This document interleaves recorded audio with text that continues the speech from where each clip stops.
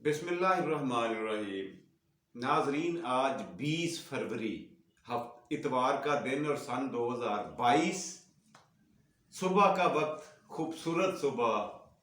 इस लिहाज से आपको गुड मॉर्निंग, सुबह खैर और अस्सलामु अलैकुम। कैसे हैं आप सब लोग? पूरा हफ्ता इंतजार के बाद एक रेस्ट करने का दिन आता है, संडे, इतवार, छुट्टी का दिन। स्टूडेंट्स के लिए भी, मुलाजमीन के लिए भी, लेबरर्स के लिए भी।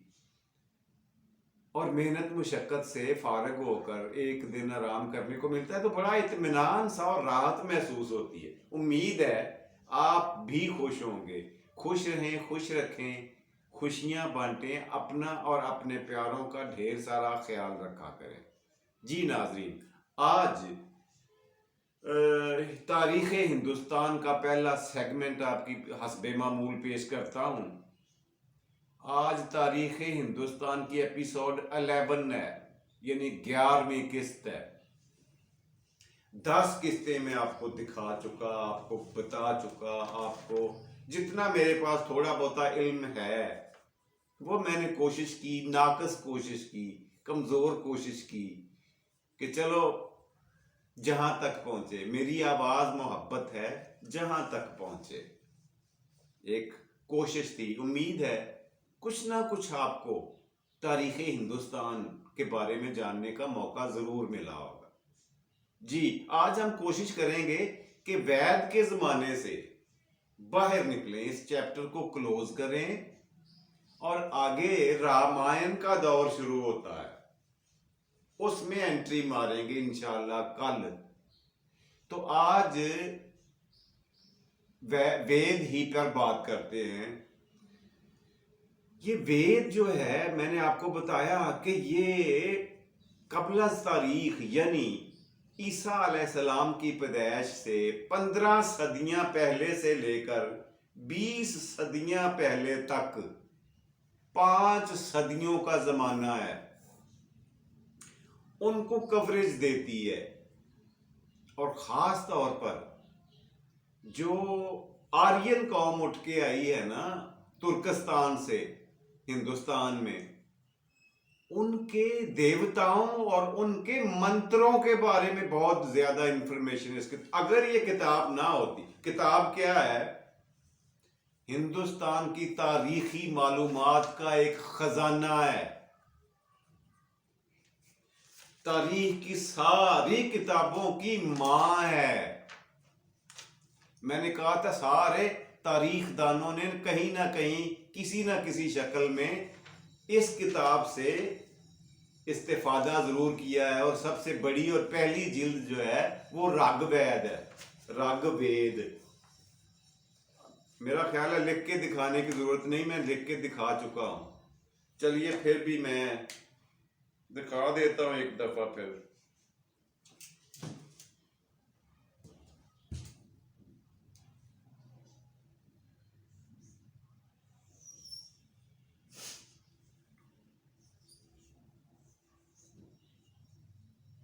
जी, ये वो किताब है ऋग्वेद, जो हिंदुस्तानी तारीख की सारी किताबों की मां है, जद्दे अमजद है।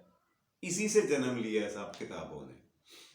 तो इसमें जो मंत्र दर्जे हैं ना उनके, वो आर्यन कौम के, खास तौर पर जो सबसे पहला उनका देवता और खुदा था, जिसे अग्नि देव कहा जाता है, यानी आग का खुदा। क्योंकि उन्हें वहां तुर्कस्तान में आग की बड़ी जरूरत पड़ती थी। वहां पे आग अवेलेबल नहीं होती, सारा साल ही बर्फबारी होती रहती थी। इसलिए उनको खाना खाने और इसे गर्म रखने के लिए बार बार आग की जरूरत पड़ती। और इन्होंने पहला खुदा अपना आग ही को माना। और यहाँ हिंदुस्तान में आकर जब इनको बरसात की, पानी की जरूरत पड़ी, महसूस हुई खेती बाड़ी के लिए, तो फिर इन्होंने अपना दूसरा देवता यानी इंद्र देवता की पूजा शुरू करी। का ये समझते थे, इनका अकीदा ईमान था कि इंद्र देवता ही वो खुदा है जो बारिश शुरू करने और रोकने पर कादर है। इन दोनों देवताओं के बारे में 1028 मंत्र ऋग्वेद में मौजूद हैं। और कहा यह जाता है, ख्याल और तसव्वुर ये है कि ये बहुत कम तादाद है। इससे पहले, क्योंकि ये जो 5 सदियां हैं ना वेद की, मैंने बताया 1500 साल से लेके 2000 साल तक कबल अज़ मसीह, उसके आखिरी हिस्से की पैदावार है ये। उससे पहले के जो मंत्र थे उनका तो कहीं नामो निशान नहीं मिला। मैंने कोशिश की है, उनका वजूद मुझे तो नहीं मिला उन मंत्रों का। हाँ, ये जो इन 5 सदियों के आखिर में लिखे और पढ़े जाते रहे, इनका वजूद है और इनकी तादाद है 1028। अच्छा, ये आकर यहाँ पे आर्यन कौम आबाद होती है दरियाए सिंध के, मैंने बताया था यहीं पे पहले आए, दर्रा खैबर को क्रॉस करके अफगानिस्तान के रास्ते पाकिस्तान और खास तौर पर पंजाब, यानी जहां हम बैठे हुए हैं यहाँ डेरे डाले, और जो पहले से मुकीम थे उनको आगे धकेल दिया गया। और चलते चलते जैसे जैसे इस कौम की आबादी बढ़ती गई, वैसे वैसे इन्होंने अपनी पेशकदमी जारी रखी। और पेशकदमी की दूसरी बड़ी वजह, पीछे से मजीद कबीलों का उठकर हिजरत करके नकल मकानी करके हिंदुस्तान में दाखिल होना था। खैर, ये पंजाब से आगे निकलते हुए हमारे सूबा सिंध तक चले गए। अब ये मजीद जुनूब की तरफ, यानी दक्कन हिंदुस्तान, दक्कन का मतलब होता है जुनूब, उधर जाने की हिम्मत और कोशिश इन्होंने नहीं की, क्योंकि वहां पे आपको पता है 2 बहुत बड़ी और मजबूत कौमें पुरानी आबाद थी। कौन कौन सी थी, आपको नाम आते होंगे दोनों के। बहुत बड़ी कौम थी धरावड़, और दूसरी क्या कौन सी कौम थी, ये आपने बताना है मुझे, ये कमेंट्स में लिख के आपने बताना है, अब मैं नहीं बताऊंगा। 2 कौमें थी। अच्छा, इन्होंने जब सिंध में दाखिला हुआ इनका, तो इन्होंने दक्कन की तरफ बढ़ने की बजाय मशरक की तरफ जाना शुरू किया, यानी पूर्वी हिंद, ईस्टर्न इंडिया की तरफ का रुख किया इन्होंने, आर्यन कौम ने। और इनको देखकर बड़ी हैरत हुई कि उधर 2 और खूबसूरत दरिया जिनका नाम गंगा और जमुना है वो बहते हैं। इन्होंने पहली दफा देखा, क्योंकि इससे पहले ये दरियाए सिंध को ही सारा कुछ मानते थे, और इसी में अपनी मुकद्दस वादी भी थी इनकी, वो मैं पिछले प्रोग्राम में बता चुका हूं। उसी की बड़ी पूजा पाठ करते, बड़ा इज्जत और एहतराम और बड़ी अकीदत के साथ उसकी जियारत के लिए जाया करते थे, जो 2 दरियाओं के बीच में थी। अगर उसका मुफस्सल हाल आप जानना चाहते हैं तो वो पिछली किस्त में, किस्त नंबर 10 में देख लें जी। तो उसके बाद ये हुआ कि इनकी जो अव्वलीन किताब है ऋग्वेद, उसके जो मंत्र हैं ना, वो समझ में किसी के नहीं आते थे। इवन हिंदुस्तान में आ जाने के बाद भी कुछ ही बूढ़े और आलम हिंदू थे जो उस किताब को पढ़ना और समझना जानते थे। मैक्सिमम उनकी आबादी 5-6% होगी, बाकी सारे सिर्फ सुनने वाले थे, पढ़ने और बोलने वाला कोई नहीं था उसे। ये असल में संस्कृत ही की अव्वलीन तर्ज है, उसी की माँ है, जिससे हमारी हिंदुस्तान की पुरानी जमीन जबान संस्कृत ने जन्म लिया था। ये किसी को नहीं आते थे मंत्र। फिर इन्हीं लोगों के पास सुनने, आलमों के पास सुनने के लिए दूर दराज से लोग जमा होते, और जब ये मंत्र पढ़ते, ये मंत्र थे अपने देवताओं की तारीफ में, उनको खुश करने के लिए। देवता कौन कौन से अव्वलीन थे वो मैंने आपको बताया है। अग्नि और इंद्र देवता, आग और बारिश का खुदा जी, उनको खुश करने के लिए उनकी तारीफ में ये पढ़ा करते थे। लोग जाके आलमों से सुनकर, पंडितों से सुनकर आके उनको जबानी रट लिया करते और घर आके अपने बच्चों को सुनाते, और इस तरह ये इल्म सीना बसीना याद करते करते कई नस्लों तक आगे बढ़ता गया। बहुत सारी देर तक तो यही नहीं पता चला किसी को कि ये लिखा हुआ क्या है किताब में। लेकिन अब इस वक्त की बात अगर करी जाए तो इस वक्त बहुत बड़ा तर्जमा इसका अंग्रेजी में हो चुका है। अंग्रेजी के अलावा भी बहुत सारी ज़बानों में वेद का तर्जमा हो चुका है, वो बाजार में अवेलेबल हैं। अगर कोई पढ़ना और देखना चाहे तो उसको बाजार से खरीदने को मिल जाएंगी जी। तो मेरा ख्याल है कि वेद के ऊपर काफी काम कर लिया है हमने। क्या ख्याल है? अब वेद को यहीं पे छोड़कर आगे रामायण के दौर की तरफ न बढ़ा जाए तो शुरू करें, आज ही कर लें। नहीं, मेरे ख्याल से टाइम काफी हो गया है। तो यूं करते हैं कि रामायण का दौर कल से पढ़ेंगे, कल से शुरू करेंगे। वेद के बारे में मेरे पास जो थोड़ा बहुत नाकस इल्म था और है, वो मैंने आपको हकीर सी, कमजोर सी कोशिश के जरिए आपको बताने और समझाने की कोशिश की है। उम्मीद है आपको ज्यादा नहीं तो कुछ ना कुछ आपके पल्ले जरूर पड़ा होगा अपने हिंदुस्तान के कदीमी जमाने पर जी। तो अगला हमारा आज का सेगमेंट है हस्बे मामूल, आज का लफ्ज जी। तो आज का लफ्ज चलिए जी हम लिखते हैं, क्या लिखना है? आज का लफ्ज लिखते हैं जी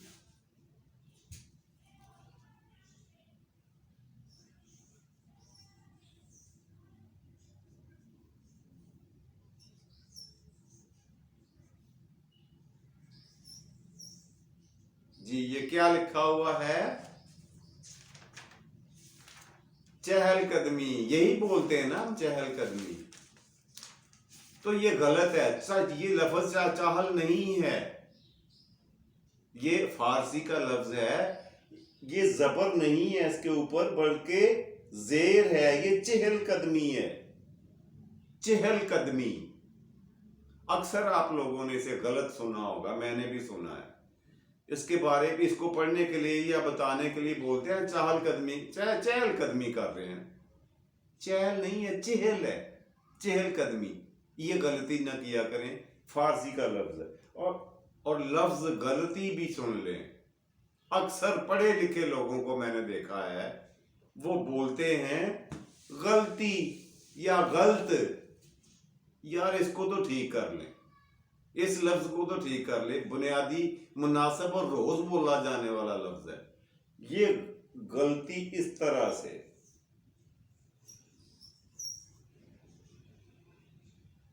गलती जिसे हम कहते हैं, ये गलती लफ्ज नहीं है, ये लफ्ज है गलती। गायन के ऊपर भी जबर है और लाम के ऊपर भी जबर है।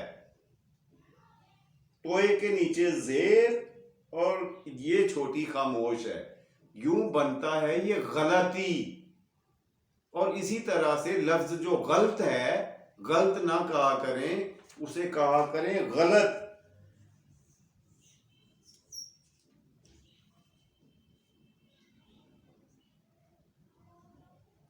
गलत, गलती नहीं, गलत।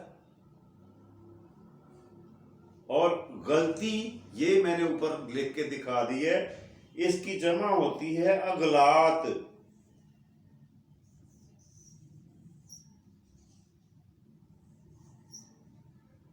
जी, गलती की जमा होती है अगलात जी। उम्मीद है आपको ये नया लफ्ज आपकी मालूमात में इजाफा करेगा, आपको पढ़ने समझने का कुछ मौका मिलेगा, और दूसरों को भी जो कुछ आप सुनते हैं उस देखते हैं यहाँ पर, कोशिश किया करें कि दूसरों को भी बताया जाए जी। तो ये था जी आज का लफ्ज जो मैंने आपको बताना था। अब बात प्रोग्राम का अगला और बेहतरीन सेगमेंट, आप सबका पसंदीदा, वो है आज की बात, जो सुबह के प्रोग्राम में मैं शेयर करता हूं आपसे, जो कुछ दिमाग के कंप्यूटर में होता है, कोई ना कोई बोल देता हूं। अगर आपको अच्छा लगे तो वेल एंड गुड, अगर बुरा लगे तो फिर इसे दरगुजर किया करें। जी, आज की बात कुछ इस तरह से है कि मैं जाती तौर पर अपनी बात कर रहा हूं, मैंने अपनी जिंदगी में कभी भी किसी शख्स को खामोश रहने पर पछताते हुए नहीं देखा। जब भी कोई पछताया है ना, फजूल लग़व और बेमायनी गुफ्तगू करके पछताया। शायद इसीलिए कहते हैं कि खामोशी भी एक इबादत है। फजूल और लग़व बातें करने से कहीं बेहतर है खामोश रहें। अगर किसी ने कोई गलत बात कर भी दी है तो उस पर खामोशी इख्तियार करें। यकीन करें, आप उसका जवाब नहीं देंगे ना, तो वक्त उस बंदे को आपकी उसकी बात का जवाब जरूर दे देगा। आने वाले वक्त और अल्लाह की जात पर मुकम्मल भरोसा रखें। वो वक्त आएगा कि जब इंसान अपने साथ होने वाली ज्यादती को भी बियर करके, बर्दाश्त करके, अपने खिलाफ होने वाली बात को भी बर्दाश्त करके जब खामोशी इख्तियार कर लेता है ना, तो फिर कानून कुदरत हरकत में आता है और वो बेहतरीन जवाब होता है जो अल्लाह की तरफ से और आने वाला वक्त देता है। तो कोशिश किया करें कि आपकी गुफ्तगू से, आपका बोलना सिर्फ उतना बोलें, उतनी गुफ्तगू करें जितनी जरूरी हो, मगर इसका शाइस्तगी इसमें जरूर होनी चाहिए। ये ज़हन में रहे कि आपकी गुफ्तगू से किसी की दिल आजारी ना हो, किसी को दुख ना पहुंचे। जब दिल दुखता है ना, वो पंजाबी का एक बड़ा मशहूर सा शेर है, मस्जिद ढा दे मंदिर ढा दे ते ढा दे जो कुछ टहंदा, पर बंदियां दा दिल ना ढावी, सोहना रब दिलां विच रहिंदा। तो कोशिश किया करें किसी की दिल आजारी ना हो। आपकी गुफ्तगू आपकी शख्सियत का आईना होता है, आपकी तरबियत का सबूत होता है, आपकी फैमिली बैकग्राउंड का तारुफ होता है आपकी गुफ्तगू। इस नुक्ते को समझने की कोशिश करें। अगर ना समझ आए तो फिर अल्लाह वारिस। जी, तो प्रोग्राम के आखिर में अगर सियाने बाबा जी की बात ना की जाए तो यकीन करिए प्रोग्राम अधूरा सा और इनकम्प्लीट सा महसूस होता है। और मुझे लोगों ने फोन करके भी कहा है कि जी वो सियाने बाबा जी की बात आखिर में जरूर सुनाया करें, बड़ी मजेदार बातें होती हैं और उसको सुनकर बंदे के चेहरे पे मुस्कुराहट भी आ जाती है। जी, तो बाबा जी से मैंने ये सुना है, कहते हैं पुत्र, जब मैं बचपन में था मैंने साइकिल चलाना सीखा, नया नया साइकिल चला रहा था, तो अभी मुझे कंट्रोल करना ठीक से नहीं आता था। गलती से एक औरत पे जा लगी साइकिल, बूढ़ी औरत को जा टकराई। बूढ़ी अम्मा गिर गिर पड़ी, ऊपर उठ के उसने कपड़े झाड़े और कहा, मुझे कहा, अन्ना हुए हैं, ब्रेक नहीं सह मार सकता। ते मेरे मुंह से पता है क्या निकला? बाबा जी कहते हैं मेरे मुंह से ये निकला, मां जी पूरी साइकिल ते मार देती है, ब्रेक दी हाले कसर रह गई है। खुश रहिएगा, अल्लाह निगहबान।